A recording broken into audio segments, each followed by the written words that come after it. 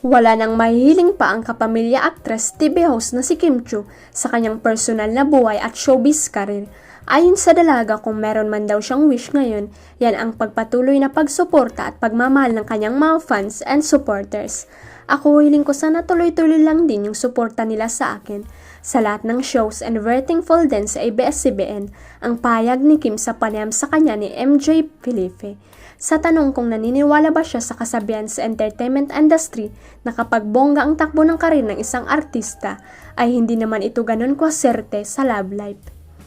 Hiling ko, sana tuloy-tuloy lang din yung suporta nila sa akin sa lahat ng mga shows, and very thankful din sa ABS-CBN and of course to Sir Deo.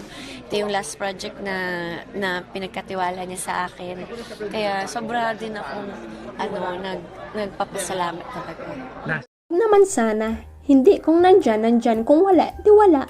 So parang bonus yung love if ever, sagot ni Kim. Kalat na ngayon ang chika na may bago na raw girlfriend ang ex-jowa niyang si Sian Lim sa katauhan ng movie producer na si Iris Lee. Si Kim ba nakatagpo na rin ng bago niyang Mr. Right? Grabe naman, masaya naman tayong lahat, so sana let's savor this moment habang nandyan. Pero kahit wala raw boyfriend, masaya raw siya ngayon, lalo na sa itinatakbo ng kanyang karir. Hindi. Ano naman, kung nandyan, kung wala, edi wala. So parang dagdag na lang yung bonus yung love, if ever. And yun. Nandyan na ba?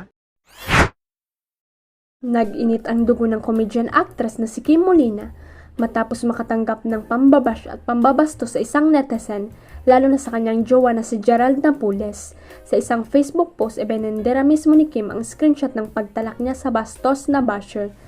Na ano na po ba kayo ng jowa mong mukhang kargador? Tanong ng netizen. Hindi nakapagpigil ang actress at ramdam na ramdam ang galit niya sa mahaba niyang reply. Una sa lahat, bastos ka, sagot ni Kim sa basher. Patuloy niya, alam kong fake account niya na malamang ginagamit mo lang para mambash at makapag-comment dahil hindi mo kayang gawin gamit ang totoong pangalan mo. Takot ka rin kasi ka nagtatago ka dyan. What a sad life you have.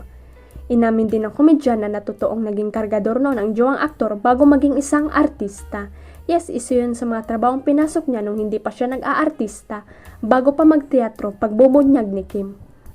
Kwento pa niya nag-extra sa pagiging kargador ng mga tela sa Divisoria, isang marangal na trabaho pandagdag kita sa araw-araw. Proud ako sa lahat ng pinagdaanan ni G kaya hindi ko gets bakit may halong mali ang pag-associate ng term na yan sa iba.